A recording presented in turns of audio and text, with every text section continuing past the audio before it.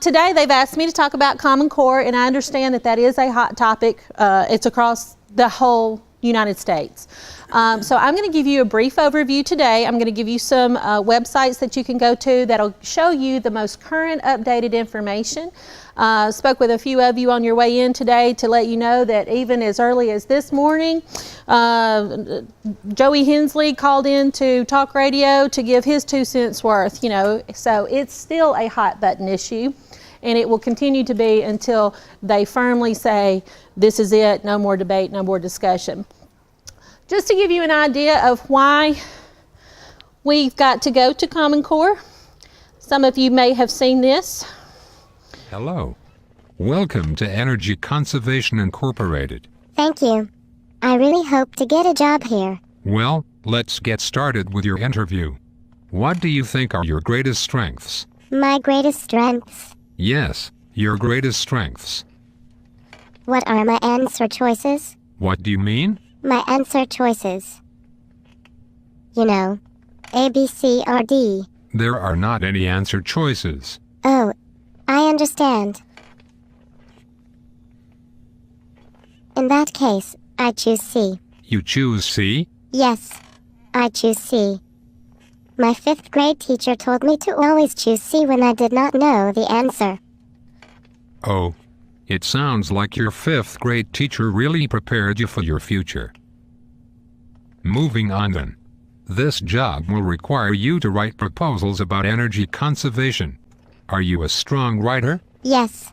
My teachers always told me that I write very good stories. I also like to write poetry. Well, we will not need you to write poetry or stories. We will need you to write proposals regarding energy conservation. Proposals. Is that like writing a persuasive essay? Sure. In that case, yes. I am very good at writing proposals. Every year in school, my teachers made me write a proposal regarding school uniform policies. I also wrote some proposals about banning cell phones in school. Would you like to read them? No, I would not like to read them. If you get a job here, you will need to write proposals about energy conservation. Your proposals will need to include basic mathematical equations as well as scientific research. Wait. What is wrong? I am confused. That is not very surprising. You said I would have to include mathematical equations and scientific research in my writing. Yes, that is what I said. But that doesn't make sense. What doesn't make sense? Math, science, and writing. They are separate subjects. I don't know if I can incorporate math and science into my writing. They are all very different. Well, if you work here, that is what you will have to do. This job seems very difficult. I do not think my public education prepared me to work here. Well, I have to agree with you. I have one more question for you though. Why did you think you were ever qualified to work here in the first place? Why are you looking around? You asked me a question, and I do not know the answer. So, I am looking for someone to think pair share with. There is no one for you to think pair share with. Oh. In that case, I choose C. I think I've heard enough. Thank you for coming in. That is, that's a good indication of the reason why they are saying that we need to go to Common Core, is that we are giving so many tests that are multiple choice tests that we're not really giving our students the basis or the knowledge of how to take information, assimilate it, and then apply it in different situations. You heard her say, but they're all different subjects. Science, English, and math are all different subjects. How am I supposed to bring those all together and incorporate them into one proposal? So Common Core has been presented to us through the State Department. I want to show you the State Department's webpage if you've not been there. It's tennessee.gov/education. I'd like for you, whenever you have a chance or you want some more information, to scroll down to a link that's called 10 Core. Again, like I said, this is a very sensitive computer, and I apologize for jumping around. This is where they take us. This is where they post a lot of their current information, and I want to take you through a PowerPoint presentation that was prepared by the State Department.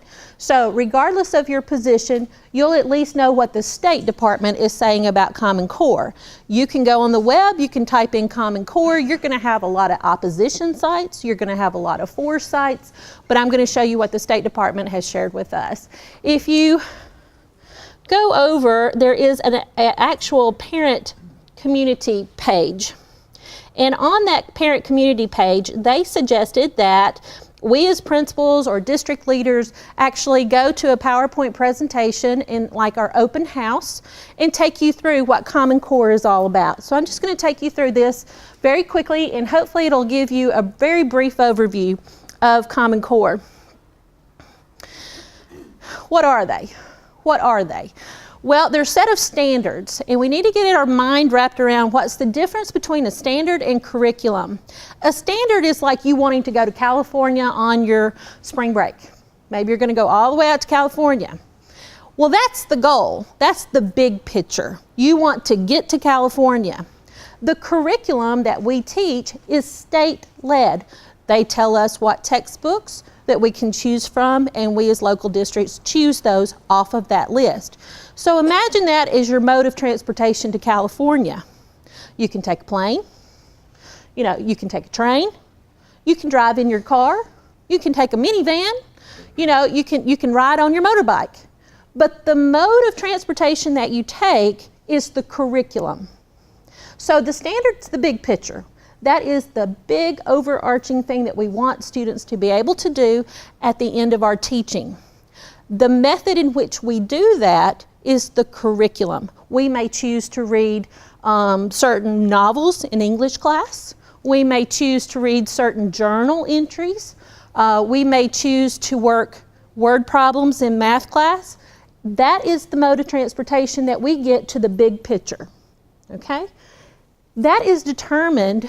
Your curriculum is determined at your local level. We get together and we come up with textbook hearing committees. So we bring in teachers from all different schools at different grade levels for whichever subject. They review all of the materials that are available to us, and we choose that. Within your district, your supervisors also guide your curriculum. How are you going to do it? What's your preferred reading list? What professional development opportunities are you going to provide for your teachers to help them deliver that instruction? So at the building level, it's my responsibility and the teacher's responsibility to have the strategies in place, like the Think, Pair, Share that she used, to help students retain that information. I hope that makes a little more sense to you. Standards, the big picture. That's the destination. That's where we're headed. The curriculum is what we choose to get our students there. Teachers and principals choose the strategies that we use to deliver that curriculum to get them to that standard. All right, they are a set clear standards for English and math. You'll see ELA. I heard a lot of acronyms floating around. We in education, we have alphabet soup too. As a matter of fact, as some of the introductory professional development in my building, we've actually had alphabet soup games before where we try to remember what all the acronyms stand for. So ELA stands for English Language Arts. It's English and your writing standards incorporated into one, and then your math. The standards were developed to ensure that every high school student in the state, or the states that adopt the Common Core, are college and career ready. So what we're saying is that we are going to beef up the curriculum and the standards that we require of our students. I've seen this. I've been in education since 1991, and this is probably my fourth or fifth standards change. It's nothing new. Teachers are used to going through standards changes. There's always angst anytime you go through change. Change is not fun. There's a cartoon out there that has a picture of a little baby in a dripping wet diaper. They're the only ones that like change. They're the only ones that like change. It's difficult, it's hard, but it's nothing new. We've had standards change for years, Well, what does it emphasize? What's the primary focus of Common Core? Real-world skills in math, reading and writing, including math without calculators. Now that's a whole different debate in and of itself. I am a math teacher. I can go either way. When you're in elementary grades, you've got to have a firm sense of number sense and theory. You've got to have a firm understanding of addition, subtraction, multiplication, and division. But by the time you get up to pre-calculus, you should already have that. I'm testing more of the process in that grade or that level. I'm not really concerned about adding and subtracting at that point. I need to know, can you plug it into a formula? And if I shift my graphs, can you tell me how they're going to shift and what causes all that to happen? So I can argue calculator usage both ways. Well, we couldn't use calculators for many, many years until the TCAP said that we could. Well, when the TCAP gave us permission to do that, you started seeing kids in elementary schools who could not multiply, add or subtract or divide. Of course, if they can't multiply, they have a hard time with division. But they could not do the 4 basic operations. Common Core is taking us back to that. The kids need to understand both ways. You've got to become very proficient without a calculator in order to move on. Critical thinking and problem solving, huge in Common Core, in English and in math, both of them. And again, we want to give them the basis for what they would need to go to any college that they want to go to, career or technical school that they want to go to, or to enter into the workforce and be successful. This is how it was developed. This is more along the history of it. Where did it come from? It was a state-led. On your tables, I put a fact sheet. It's a myth versus fact sheet. And it will talk about that too. This came from this website as well. I'll show you where you can find that if you want to share that with your friends. But it just gives you a little bit of the history. Where did it come from? It's been around for quite some time.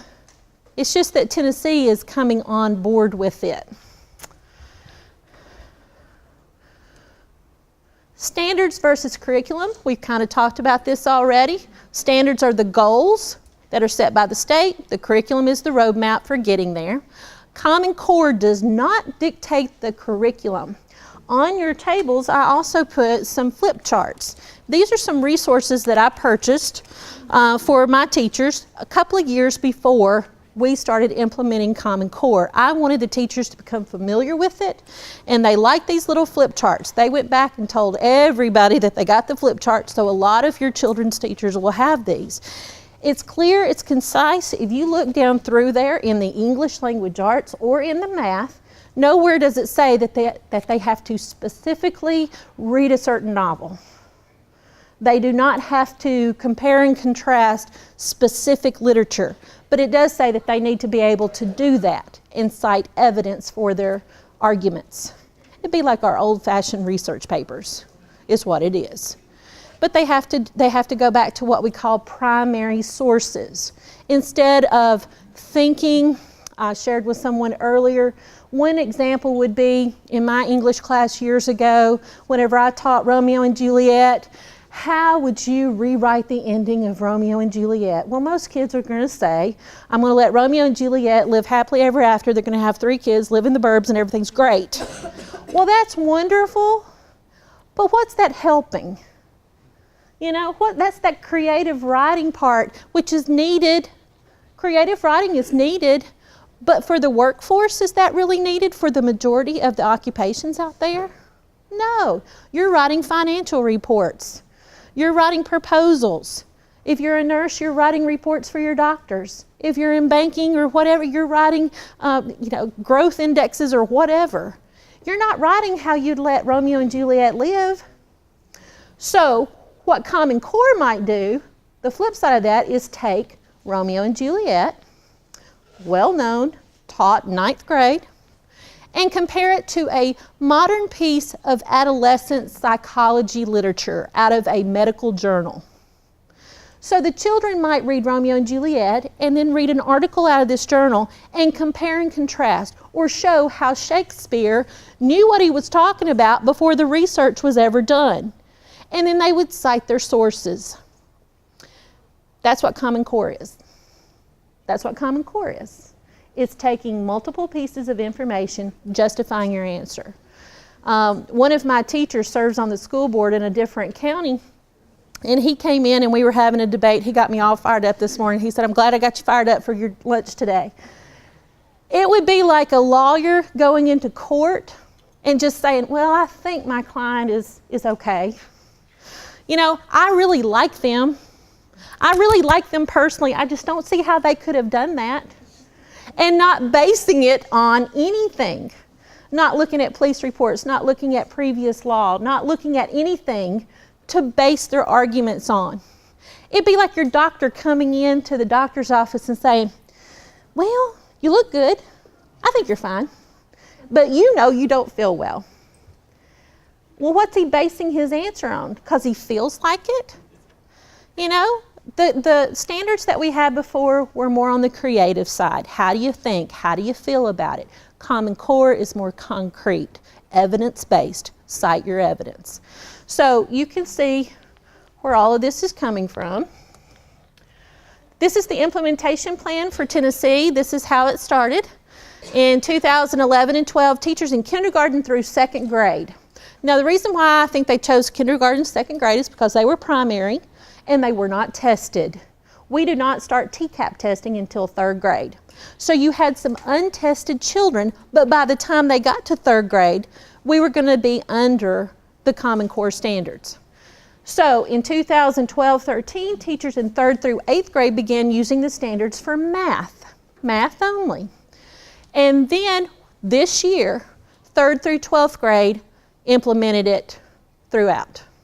Okay? So it was difficult, it was hard. Teachers went to training in the summertime.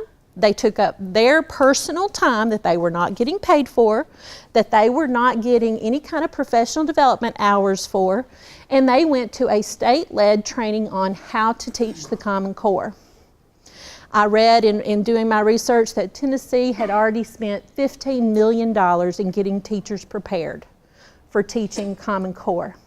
So across the entire state, I am still going to workshops. As a matter of fact, I have to go to a workshop tomorrow in Manchester on how to lead teachers through teaching the Common Core. This is my 2nd out of 3 trips to Manchester this year. So we're still in the training process. Well, we've always got to measure what we're doing. We have to measure it. TCAP currently measures our standards. EOCs, or end of course exams, for those of you that may have high school students. In certain classes we have EOCs, or end of course exams. Well, when we go to test the Common Core standards, there are basically two tests that you can take. And it is the Parcc Assessment, or you can take what they call Smarter Balance. There were 2 options. Tennessee chose Parcc. Okay, Tennessee chose Parcc. There were 2 choices. We chose Parcc. So we're going to be giving Parcc assessments beginning next year. Another thing that has caused controversy recently is all of the technology that is required. Parcc is online tested. So that means in your schools you had to beef up all of your technology in order to get all of your kids online so that they could test. With Parcc, it's given in 2 different testing sessions. When 75% of the curriculum is covered, or the standards are covered, they will have what we call a performance-based assessment. That performance-based assessment is like writing an essay, or it will be working a very complex mathematical problem where they have to draw a model. They will have to, in sentences, explain what they are doing and why they're doing it. That has to be hand scored. So we will send that off to a company called Measurement Incorporated, who we already use for our writing assessments. They will hand score those tests and send them back. And then at the very end of the year, when 90% of the standards are covered, we will take a second portion of the Parcc exam, which is called the end of the year test. It will be more like the multiple choice test. Those two tests will be combined to give the students one grade. Okay, does that make sense? Any questions? Yes, ma'am. So, like third grade, Mm-hmm. they will be on the computer and have to write out sentences. So they're really going to have to know keyboarding. Keyboarding skills, yes, and we've started that. Right. That's with the computer labs that they provide? Computer labs, we're doing that now. I have a CTE teacher, a career and technical teacher, who actually has been going down into the middle grades. So we've started keyboarding skills early on. What we have found, Maury County kind of tested that out because we did what we called Discovery Ed assessments to make sure that even our kindergartners can get online and click, and they can. My data in my building showed me that my kindergartners can actually get online and click what they need to click. You know, teachers were worried about them randomly clicking, thinking that it was fun. My data showed me that it will show me every answer every student got. When they missed it, all of them missed it the same way. So that lets you know that they're not just on there clicking to click. You know, kids taking TCAPs, we ran that risk. We joke in education about kids taking their bubble sheets and drawing Christmas trees with their bubbles. You know, so you're gonna have some kids who don't take it seriously, and we try to discourage that. But overall, even down to kindergarten, they are able to manipulate the computer in the way in which they need to. Is it still going to be timed as far as, I'm thinking like completing a complete sentence and them getting the words right? Yes and no. I've not received a Parcc testing manual yet. We're going to run a pilot.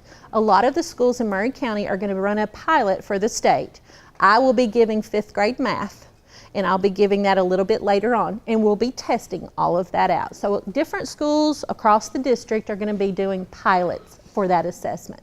Yes, ma'am. Just out of curiosity, what about children who are with IEPs? Yes. Things like that, will they still be trained on how to do it? Maybe in a different type of time span or whatever, but it still will be. There will be accommodations for students with IEPs. Yes, ma'am. Will teachers still be judged?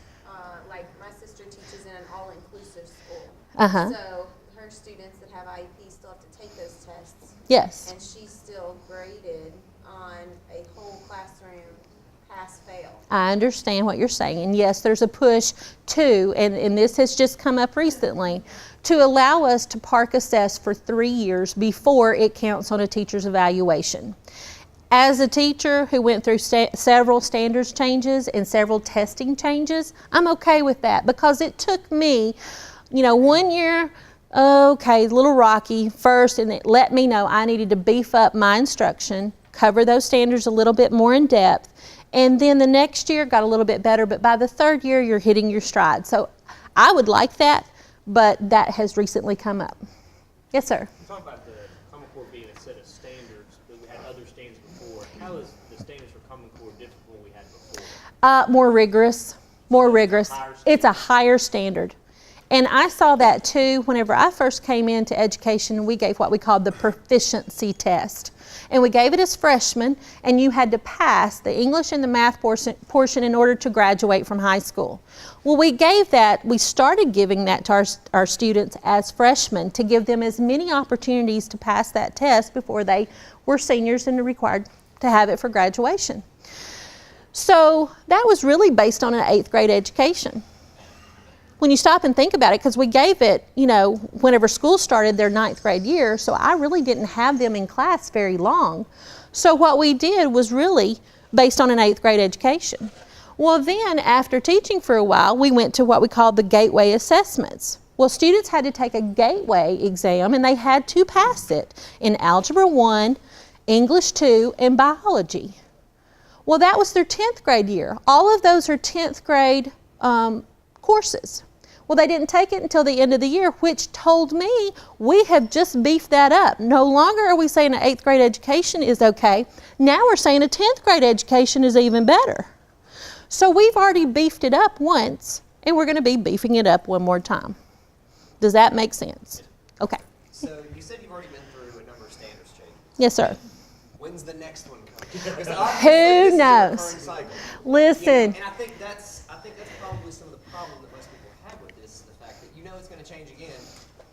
Why are you even doing it to begin with? You just hit on the biggest sore spot that all teachers, all educators have. And you have to stop and think. Anytime you have a change in leadership, and you know where you are in your professions, anytime you have a change in leadership, whether it be a new president, a new commissioner of education, a new governor, a new director of schools, a new principal within our schools, a new department chair in our building, anytime you have a change of leadership, you're going to have a change. And I led the Algebra 2 group for the district-wide professional development that we've done in Maury County this year. We've all met in our groups of the subjects that we teach, and I just happened to be with the Algebra 2 group. And I understand because we debated that in our group. It's all about money. Yeah, I agree. I can't argue with that. Everything you do in your job too is probably based on profit, is it not? You want to be up here and not down here in the red. I understand that. So yes, it's all based on money. I get that. So finally in the group, to cut down on some of the controversy, I said, okay guys, this is where we are today. We are teaching Common Core, we're testing under the old standards, and we're giving EOCs, but we're moving to Parcc. That's where we stand today, and that's how we operate. Because anytime there's a leadership change, this could change as well. So we have to be flexible. We have to be flexible. It's the same thing in your jobs. It's the exact same thing in your jobs. So that's all I can tell you. I wish I had that answer because I'd be making mega bucks right now. I'd be getting my printed materials together. Yes, ma'am. And we've talked a lot about teachers and we've talked a lot about the curriculum. Let's talk about the student. What kind of student are we going to turn out? And when you talk about the teacher's going to get 3 years before she is graded on her student's performance, but as a mother of that student who maybe was in your class in year one, what's going to happen to my student the next year? And are we going to, what kind of student are we looking to produce? Hopefully, if everything goes well, what you will see are students that are able to read at a higher level. You'll hear the words Lexile. Lexile is a scoring system to determine the difficulty of the reading passage. So you're going to hear raising Lexile scores. That would be like reading Wuthering Heights versus Hunger Games. Okay? Wuthering Heights is your longer vocabulary, more complex plots. Hunger Games is not so much. So you're talking about a more complex reading material. And we were talking earlier about some of your ag teachers. They have some of the most complex reading material. Anytime you have a technical manual, anytime you have to follow a set of directions and have the outcome that they're looking for, you've already raised the readability level there. So you're going to have students, hopefully, who can read at a higher level. In math, you're going to have students, hopefully, who can look at problems from multi-directions.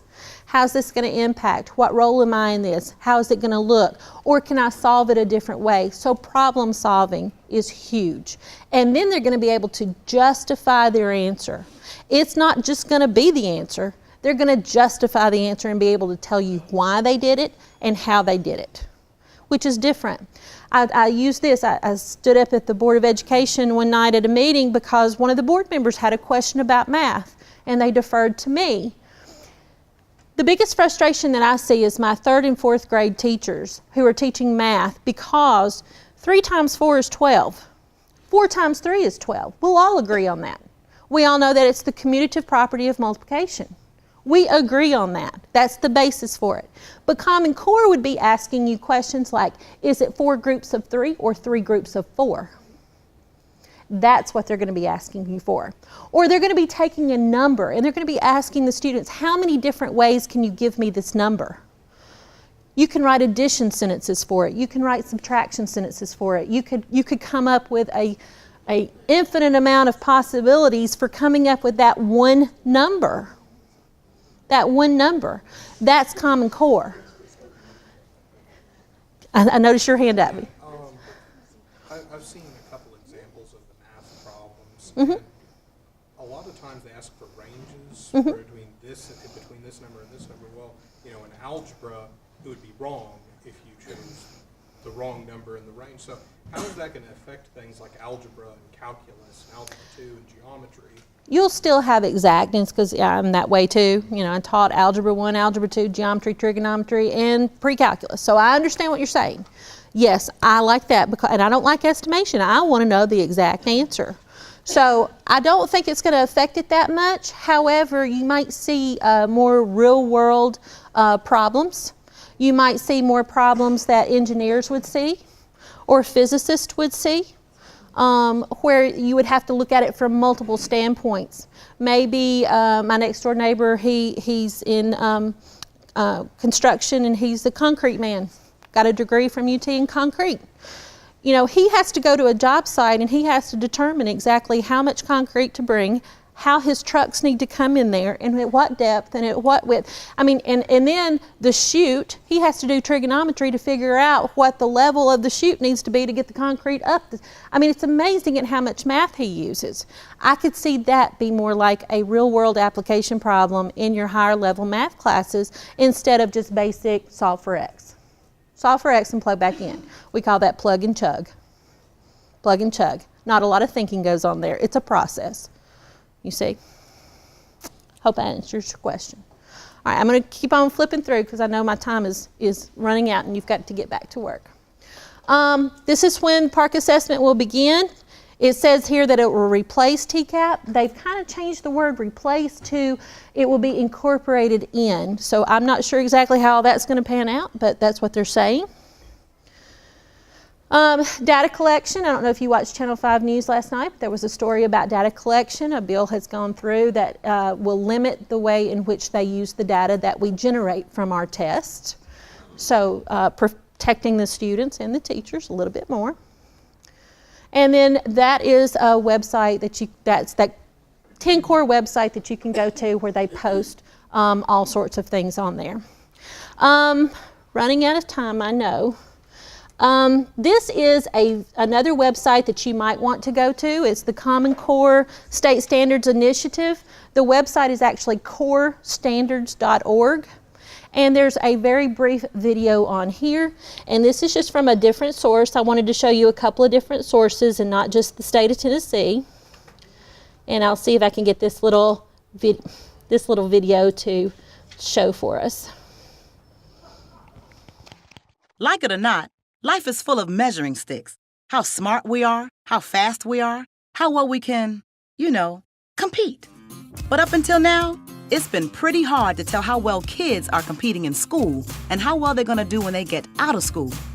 We like to think that our education system does that. But when it comes to learning what they really need to be successful after graduation, is a girl in your neighborhood being taught as much as her friend over in the next one? Is a graduating senior in, say, St. Louis as prepared to get a job as the graduate in Shanghai? Well, it turns out the answer to both of these questions is no. Because for years, states have been setting different standards for what students should know and be able to do at each grade level. That's making it too hard to know if our kids are really doing well enough overall, and if they can really compete for a job someday. What we really need are clear goals. That's where the Common Core state standards come in. They're like a total sea change in education. Consistent, strong, clear benchmarks for English language arts and math. Here's how it works. You can think of kindergarten through 12th grade like a giant staircase. Each step is a skill your child needs to learn before stepping up to the next one. But right now, too many kids aren't really confident with 2 + 2 before they have to move on to 2 × 2. We need more focus on the skills that help them move up the stairs, or they can slip up and fall behind. And there's another problem. What if everyone's stairs were made at different heights? Well, here we go again. They are. So, a boy in Seattle who's rocking an A in English literature could be getting a C on his Chicago friend's staircase. Oops. We need to create consistent steps in education, too. So first, each standard creates a landing on the staircase, a stop along the way as your child heads toward high school graduation.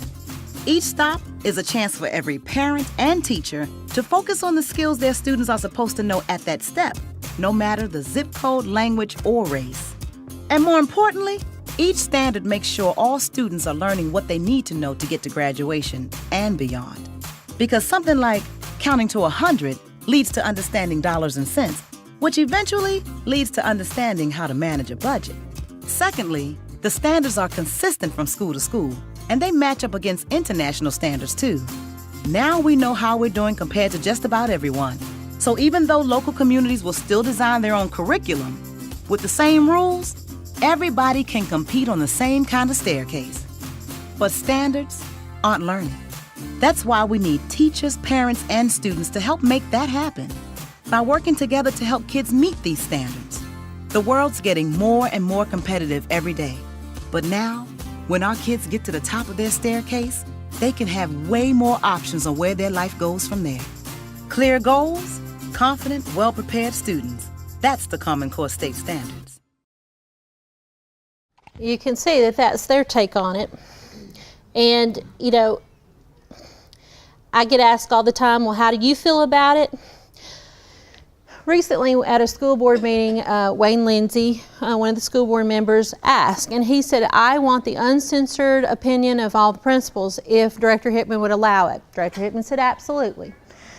I want you to know, and it was interesting to note, that principals, no matter what your grade configuration at your school, whether it be K through 4, 5 through 8, or 9 through 12, whether you be in a country school like I'm in a country school or in a city school, or, you know, what, it didn't matter. We all unanimously stood up and said, this is the way we need to go. It's been a hard change. It's been a challenging change. We have experienced pushback, but at this point in the game, all the principals feel like they need to move forward with it. Because if we were to go backwards now, what we're basically saying to our teachers is, all that work that you've done, all of the time that you've devoted, all the personal time that you've used is for nothing now. And we don't want to do that. And we don't want to go through another change. It's like he was saying, you know, when is it going to change again? Well, we don't know, but we know change is coming. It's inevitable. It's going to happen. But why now? Why before we've ever gotten into Common Core or into the Parcc Assessment and seen what the data is showing us? What we've done before didn't work either. And if you do your research, you will come across a study that's called Truth in Advertising Study. And what they did is they took all of the standards across the United States and they compared them, just like you saw on the stair steps. Tennessee was boasting that all of our kids were proficient or advanced. A high percentage of our kids were passing the gateway and they were passing that English 2 EOC. But when we got to comparing standards from one state to another state, we found that Tennessee standards were not as rigorous as others. So when our students go out and try to compete for jobs, other students were getting those jobs because they apparently were more prepared. That's why we went to it. That's why we're raising the rigor. So I hope you understand a little bit more. Yes, sir. Did you say that each school is developing its curriculum? Is that how it meets these standards, or is it uniform across the county, or where is the... Okay, where's the continuity there? Yes, your district leaders, Director Hickman and all of the supervisors, they oversee the curriculum. For example, we have a preferred reading list and a required reading list. That was decided at the district level. When we do textbook adoptions, that's done as a district decision. So it'll be uniform across the county, and that'll be, different counties will have different... There's still a little leeway in there. For example, off that required reading list, the teachers may choose to read these 3 novels instead of these 3, but it's still accomplishing the same end goal. Let me ask a question, and this is from a different perspective, from an economic development perspective, not educating kids perspective. Okay. What are we doing as the Maury County school system to ensure that we're the best at, or at least as well at it, as our surrounding counties? Well, I can't speak for the director, but I can tell you from my standpoint what I have noticed, okay? From my standpoint, like I said, this year our professional development has come outside of our individual schools and we've come together as a group. We've met at Central High School, we've met at Spring Hill High School, and it's teachers from the entire district coming together to talk about common practices, best practices for getting the material across. We've even developed some common assessments where that we are giving the kids across the entire district the same test questions to compare where are we the strongest and what resources we already have within the district. We have pockets of excellence. We have pockets of excellence. You know, I love Hampshire Unit School, and there's certain things about Hampshire Unit School that I could stand up here and sing the praises on all day long, but then there's some areas that I need to strengthen. Well, I want to go to those resources within our county that doesn't cost me a dime to send teachers to pull from those teachers that have the best practice. And that's what we're starting to do. We've talked about a little bit about Discovery Ed, which is a benchmark assessment. We're going to be doing more of that too. So at the district level, we can compare and see where our strengths are and where our areas to strengthen are. And we're going to pull from the resources that we have locally. We have some excellent teachers who devote countless hours to their profession. You know, we just have to be there to support them. Yes, sir. This is a logistical flow question. Okay. Are we in the middle of it? Has it already started? It's already started. Nobody's going to stop it. I can't promise you that. Okay, but I mean, we are Understood. logistically flowing through it. So you made a comment a while ago that Joey Hensley hopped on. Is he anti-pro for? He's anti right now. Okay. He's anti, and we've seen that. We've seen some people jump from one side of the fence to the other.